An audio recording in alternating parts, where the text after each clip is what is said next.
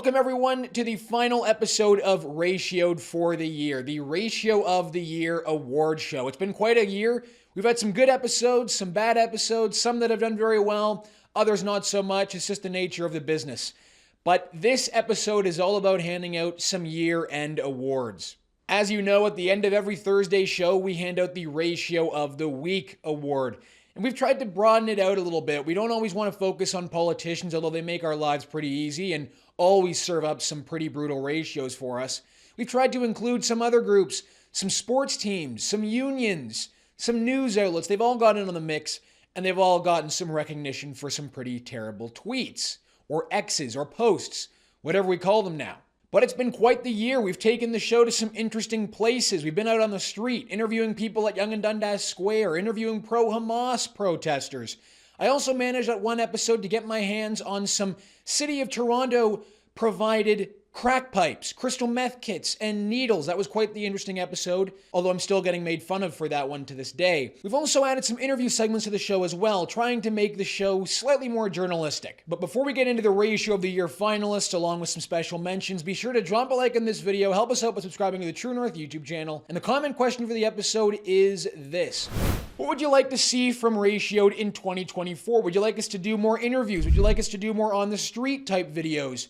Or would you just like to see us keep on doing what we're doing? Let me know in the comments, and let's get into it. So as you'll all recall, at the end of last year, we crowned Omar Al-Gabra as the first king of the ratio. He took home the Ratio of the Year prize. There was a string of Ratio of the Week prizes that he took home in 2022. But with 2023, we've had the benefit of the entire 12 months. So we've given the award to quite a few people, including news outlets, journalists, unions, sports teams, and of course, our fair share of Liberal cabinet ministers. Jagmeet Singh has always gotten on the action, but we wanted to spice it up and not give him the award every single week. The same goes for our Prime Minister, who also has a knack at getting ratioed. So the way we did it last year was we had a podium finish. We had a third place winner, we had a second place winner, and of course we had Omar Al-Gabra take home the crown. Chrystia Freeland finished third place last year, and Jagmeet Singh finished second to Omar Al-Gabra. But I noticed last year we didn't have an honourable mention. So what I'm going to do is take you back to the summer and remind you of what happened to Toronto Blue Jays pitcher, or former Toronto Blue Jays pitcher, Anthony Bass.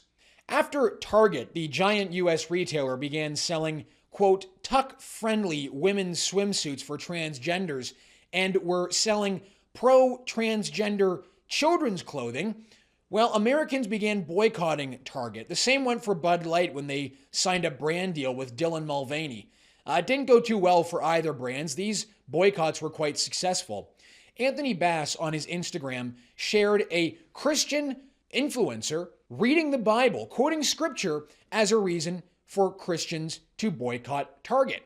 Anthony Bass didn't opine on the video. He didn't offer his own commentary. He simply just shared the Instagram post as an Instagram story, which of course goes away after 24 hours. But for the people who can only really be described as Maoists who work at Rogers, the people that own the Toronto Blue Jays, what Anthony Bass did called for public humiliation. First, of course, every single legacy media news outlet wrote hate articles about Anthony Bass, saying that he was sharing LGBTQ or anti-LGBTQ propaganda, all because he shared a Christian influencer's video post. What ended up happening was even more ridiculous. They wheeled Anthony Bass out for a pre-game press conference to apologize in front of the media. This ended up taking the form of some very strange Maoist-style struggle session, which ended up looking like some sort of hostage confession video. Anthony Bass, in an act of public humiliation, had to apologize for daring to share an awful anti-LGBTQ propaganda video. So that's exactly what he did. He apologized for doing nothing wrong, was forced to apologize in front of the media. What did the Toronto Blue Jays do immediately after that? Well, first, they said that he was going to throw the first pitch out at the Pride weekend Toronto Blue Jays game, where he would throw a pitch to a drag queen. And then what they did instead, actually, was that they canceled that and then just fired him from the team. They just blacklisted him from the Toronto Blue Jays. And we're supposed to assume that it had nothing to do with sharing that post.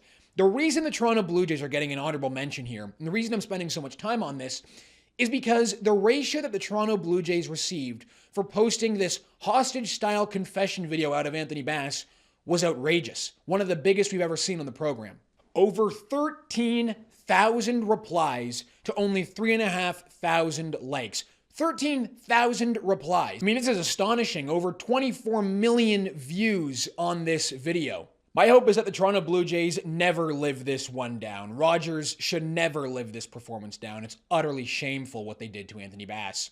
All right, now we got to move on to the finalists here. In third place is QP Ontario and their leader Fred Hahn. We're going to give it to both of them. Why not? Both the Union and Fred Hahn took home multiple Ratio of the Week prizes this year for just a series of horrendous tweets. We're going to go through a few of those now and remind you about what they were really on about over this year.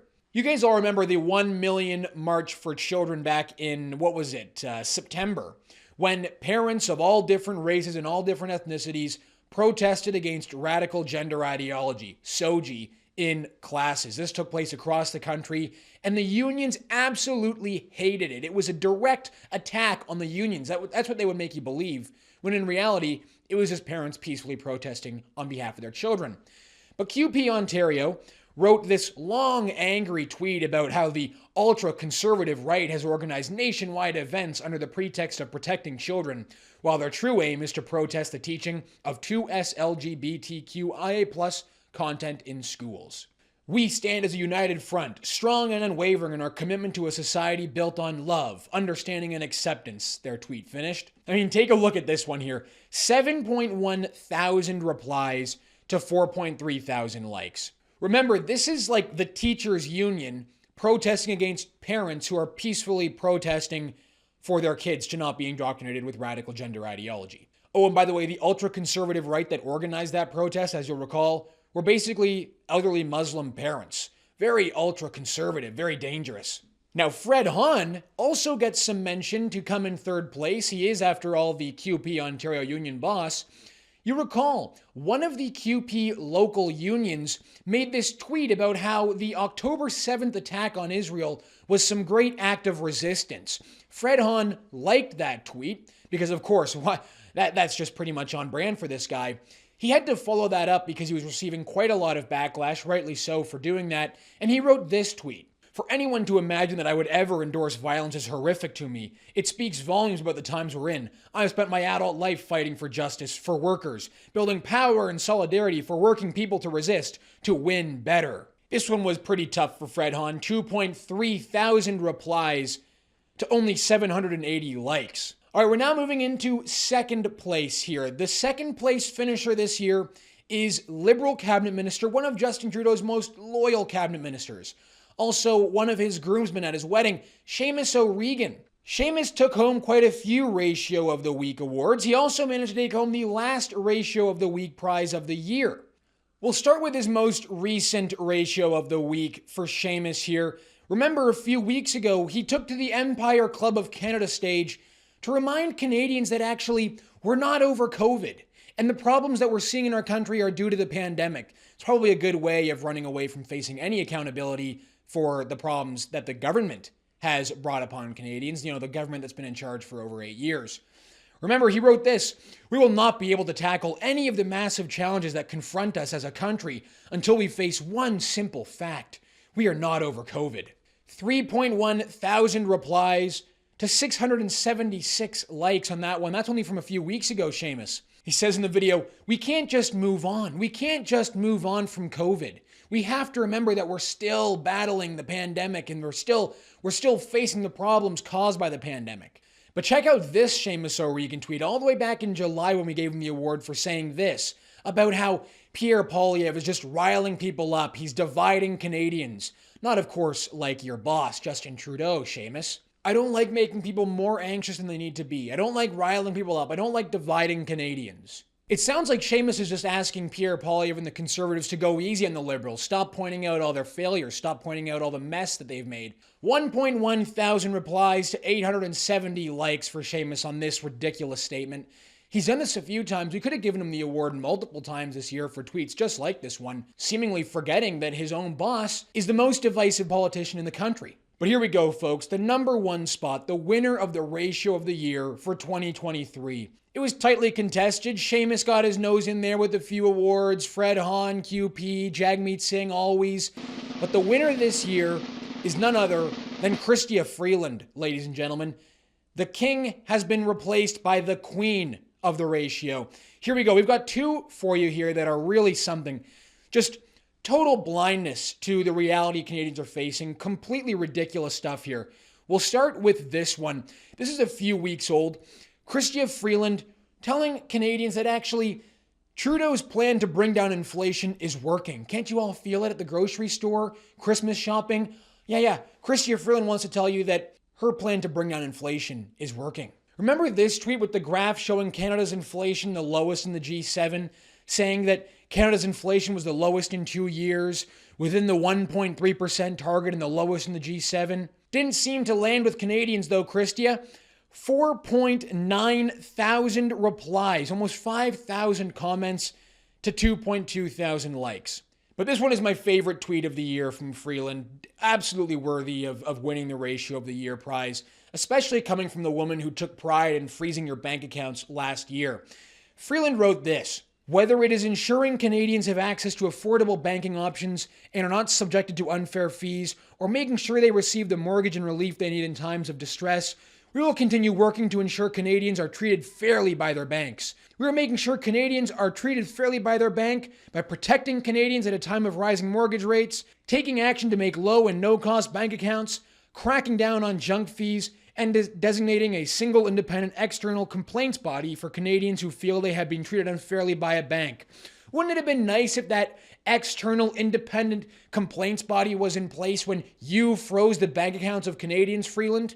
Wouldn't that have been nice?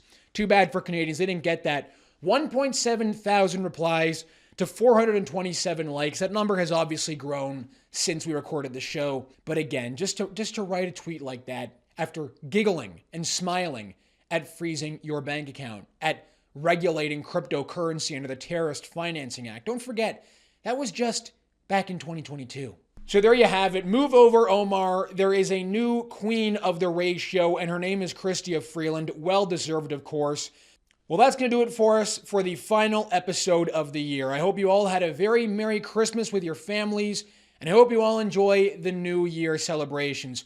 We'll be back with Ratioed next week. Reminder to let me know your answer to the comment question. What would you like to see from Ratioed in 2024? We'll be reading your comments closely. All right, everyone, that's going to do it for us. Thank you so much for tuning in this year. My name is Harrison Faulkner. Have a great end of the year, and this is Ratioed.